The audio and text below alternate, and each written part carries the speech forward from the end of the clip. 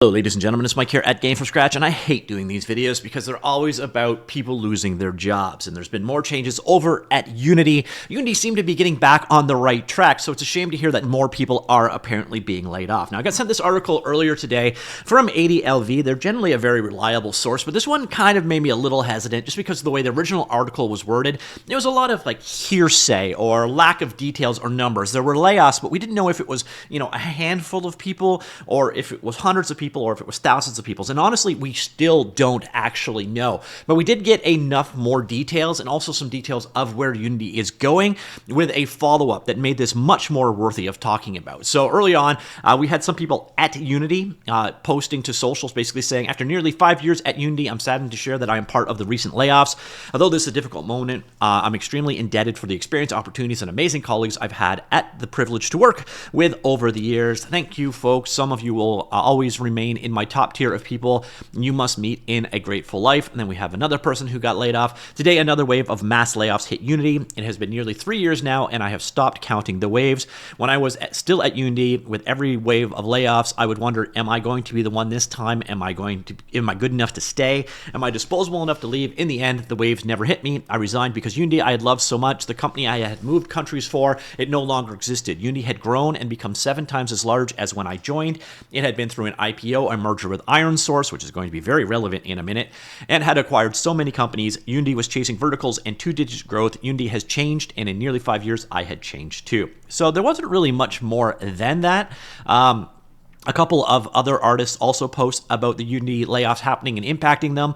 Many talented and handful colleagues as well. The news is tough. I'm entirely grateful. And this guy then was a senior technical artist over at Unity. That being said, I want to call it the way Unity chose to communicate these layoffs, receiving a 5 a.m. email from no reply at Unity informing me that my role was eliminated and that I'd lose system access by the end of the day felt completely abrupt and impersonal. Unity must do better in how they treat the workers in hard times like this. That is definitely true. So we have no idea the extent of the actual layoffs. In the past, they did 200 to 400 people in 2022, about 1,200 people in 2023, and 1,800 in 2024. But as it goes back to this earlier post right here, you could also make the argument that Unity had definitely overgrown in size. So the reason why I'm covering it today, though, is we now actually have feedback from, this is an internal announcement that went out to all of Unity staff from Matthew Bromberg, their new CEO, and I'm just going to read it in its entirety. So, folks, we are making some important organizational changes today within the CTO, engine product, and ads team. These changes are a response to choices we are making about what direction Unity will take in the future, and some of our colleagues' jobs will be impacted. What follows provides some details on the rationale behind the decisions we've made and how those decisions will be implemented. I know that there is some exhaustion associated with prior changes at Unity and haven't delivered the promised results, but 2025 is going to be the year where we bring to market products and services that will transform our position in the marketplace and provide a springboard to long-term growth. So about the engine. Our product and engineering teams are currently stretched across too many products, creating complexity and limiting impact. Historically, we've engaged in extended debates about what our focus should be, which would prevent crisp decision-making and limit release velocity. We also added people and created operating structures that were meant to speed us up, only to find that they were slowing us down. Under the leadership of Steve Collins, Shanti, and other people, we are chasing this approach. Some principles we will be following. Optimize around fidelity for ubiquity.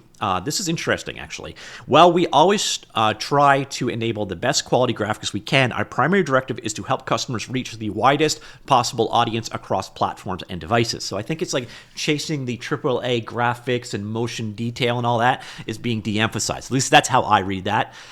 Improve the customer experience today. While we won't sacrifice innovation, we will need a better balance between looking ahead and shipping higher quality, better performing, more stable software. We're going to invest in stability by tackling critical technical debt, making it easier for customers to build and run games while reducing risks tied to outdated technologies. To innovate, we must first strengthen our existing foundation. This goes back to what I mentioned in a video about half a year back about Unity 7. Unity 7 being a pretty clean break and not backward compatible version of Unity 6 going forward. They seem to be really putting a lot of stock in that approach. And then platform extensibility. Our platform extensibility is its greatest strength. We'll double down on this by allowing customers and partners to build on our core capabilities with strong support. Invest in industry, live services, and AI. I don't really know exactly what that means in terms of industry, but yeah, we'll see. Data is our future. Our engine customers need better insight into player behavior and runtime stability, and our advertising customers need better ROI or return on investment to grow their games. The runtime must enable both. As part of this new approach, we are bringing key technical teams together to ensure all product decisions directly support our new principles. The AI group head and central technology service teams are joining the CTO organization, with both that guy and that guy reporting directly to Steve. Again, this is an internal email, so I'm not expecting you to know who any of these people are. Advertising, products, engineering, and revenue. 2 years on from the merger with ironSource, so this was definitely one of Ricky Gotello's greatest hits. They merged with the advertising company / analytics company ironSource. It has not been a great merger. It is time to bring our go-to-market teams, technology, and product offerings together, integrating them directly into the Unity ecosystem so that our customers can gain a competitive advantage or edge in the market. Now, this sounds like, to me, Unity made their own solutions here. ironSource made their own solutions here. Sounds like they are merging those fully together. This is one of those things that happened with the previous layoffs as well. A lot of the redundancies between the two companies. Sounds like they're going even more in that area. In 2025, in conjunction with completing the rebuild of our machine learning stack, we will integrate Unity Ads, Unity Level Play, and the Tapjoy offer wall into the runtime so that they are on the same cloud and data platforms and share a single data set. Our ads revenue team will then require some modification to align fully with our product and engineering teams, and we'll be able to streamline our data science and ad serving teams as well. We're splitting the revenue organization into two global teams, supply and demand, which will lead from EMEA and the US respectively. This will allow the demand leader in the US to be closer to the PE teams working on the machine learning and data initiatives that will have the greatest impact on our advertising customers. The supply team will align more closely with the relevant PE teams in Tel Aviv, that would be ironSource, and EMEA for smoother coordination, and will own supply, sale, level play, and offer wall integrations, tech support. Product and engineering teams for the ironSource ad network will remain as cohesive standalone teams that can move fast and adjust to customers' needs with no investment in tech migrations. This will create two distinct paths for each network to thrive and ensure we can maintain growth in our current business while evolving as quickly as we can to meet our challenges in the marketplace. As part of the change, we also want to consolidate the ads leadership in the US, and therefore in a few months after completing the transition and ensuring we are set up for success, that guy will hand over the CRO responsibilities to a new leader in North America. It sounds like a lot of stuff is being moved out of the ironSource offices and into North America with this move.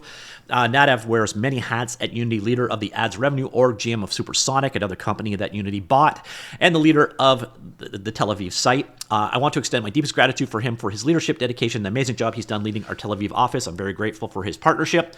That's the gist of what we are doing and why. People's roles who are being eliminated or those entering an employment consultation period will be notified over the course of the next couple days. So unfortunately, that means that the sword hasn't fully dropped yet, and more layoffs will be coming with instructions on next step. We expect all notifications to be completed by end of day on February 12th, which would be tomorrow. I want to thank each impacted colleague for their contributions to Unity. We will do everything we can to handle these difficult changes with a lot of care and consideration and to support impact employees through this transition. Please remember to take care of yourselves as well. Confidential support through Lyra is available if you need it, and we will extend access to mental health benefits to those who are leaving.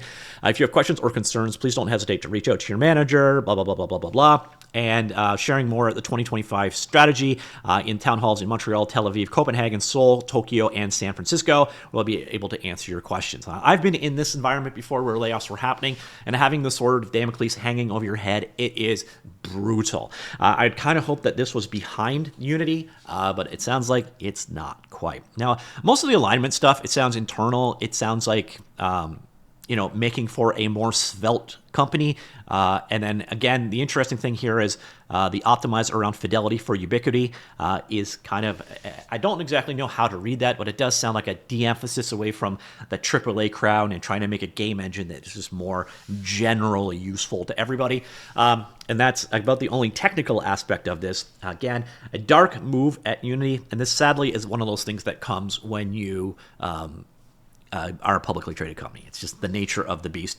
Now, we don't know exactly where the layoffs are going to happen. It does sound like, again, a lot of it's going to be in between the ironSource merger area, but we also do know this was posted on the Unity forums, is that Unity behavior is toast. So, dear Behavior community, thank you for love and support for our project. Unfortunately, we were told today that our team is included in the latest round of layoffs and will not be able to support you any longer. Reach out to leadership to ask if they can open source the project, but there is no guarantee. I'd like to thank you all so much for your kindness and support and your amazing engagement and feedback. I wish we could take Behavior to the finish line and wanted to get to. So Behavior is a way of doing behavior graphs inside of Unity, and it's a weird thing for them to have cut, but it gives you an idea that these cuts are going to be pretty broad in their application. So again, more changes at Unity, more dark news for Unity developers. My heart goes out to everybody who was impacted by this change, and hopefully this is it. So let me know what you think. Comments down below. I will talk to you all later. Goodbye.